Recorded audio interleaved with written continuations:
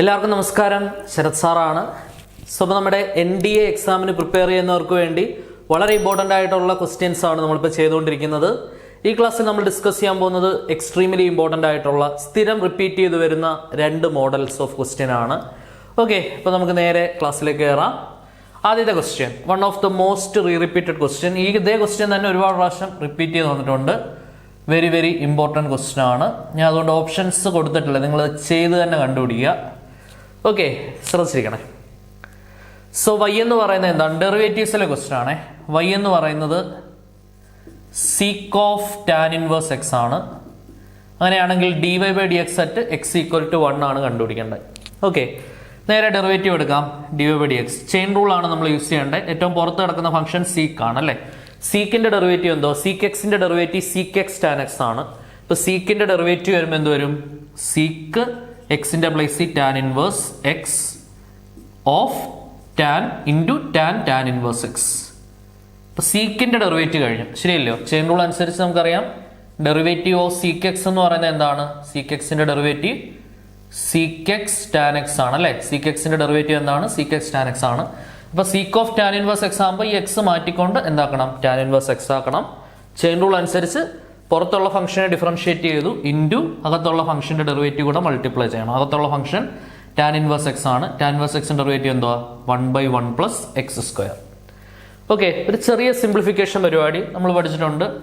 Inverse ട്രിഗണോമെട്രിയിൽ tan of tan inverse x വന്നു കഴിഞ്ഞാൽ tan of tan inverse x എന്ന് പറഞ്ഞാൽ എക്സ് ആണ് അല്ലെ.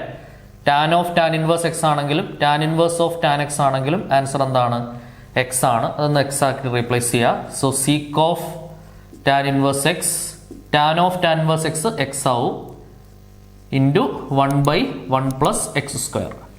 ഓക്കെ, അപ്പോൾ ഈ എക്സ് ഞാൻ ആദ്യം എഴുതാണ്. X into sec of tan inverse x divided by 1 + x². ഇതാണ് നമ്മുടെ dy/dx അല്ലേ. നമ്മൾ ഡെറിവേറ്റീവ് കണ്ടുപിടിച്ചു. ഡെറിവേറ്റീവ് അറ്റ് ഏത് പോയിന്റിലാണ്? എക്സിന്റെ പ്ലേസിലോട്ട് ഇനി എന്ത് കൊടുക്കണം? 1 സബ്സ്റ്റിറ്റ്യൂട്ട് ചെയ്യണം. At x = 1. എക്സിന് 1 കൊടുത്ത് പറഞ്ഞേ.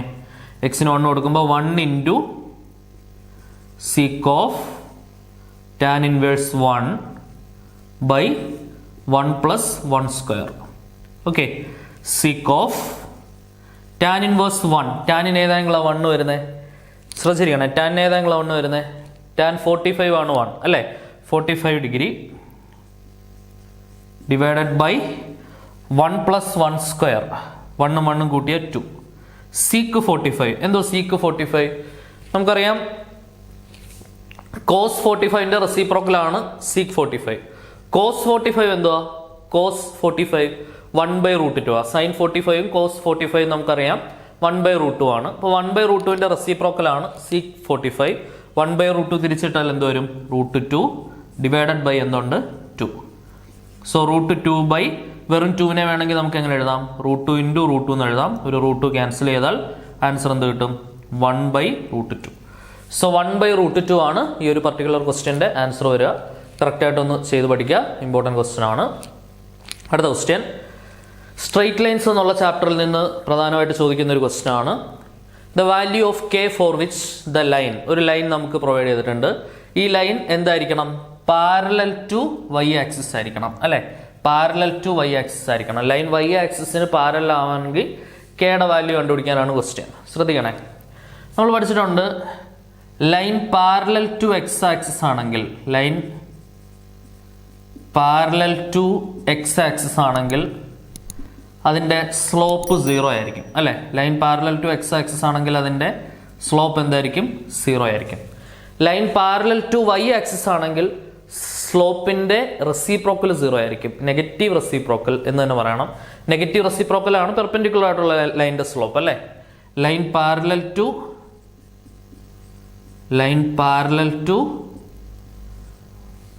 y ആക്സിസ് ആണെങ്കിൽ എന്തായിരിക്കും?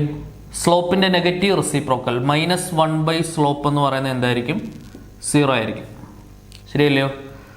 യെസ്. അതായത് സ്ലോപ്പ് ഇൻഫിനിറ്റി ആയിരിക്കും എന്ന് ഓർത്ത് വെച്ചാലും മതി. രണ്ട് സൈഡിലും റെസിപ്രോക്കൽ എടുത്താൽ y ആക്സിസിന് പാരലൽ ആയിട്ടുള്ള ലൈനിന്റെ സ്ലോപ്പ് എന്തായിരിക്കും? ഇൻഫിനിറ്റി ആയിരിക്കും. ഇങ്ങനെ ഓർത്താലും മതി.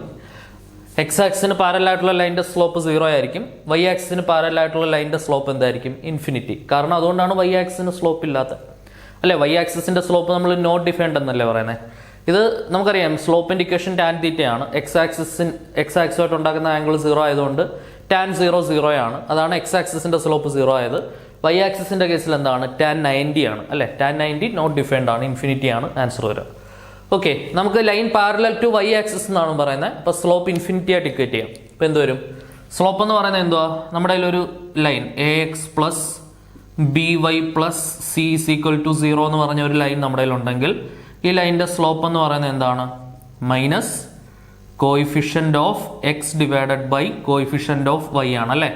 Coefficient of x divided by coefficient of y ആണ് ലൈനിന്റെ സ്ലോപ്പ് എന്ന് പറയുന്നത്. ഓക്കെ അല്ലേ. സോ മൈനസ് എക്സിന്റെ കോയിഫിഷ്യന്റ് എ, വൈയുടെ കോയിഫിഷ്യന്റ് ബി.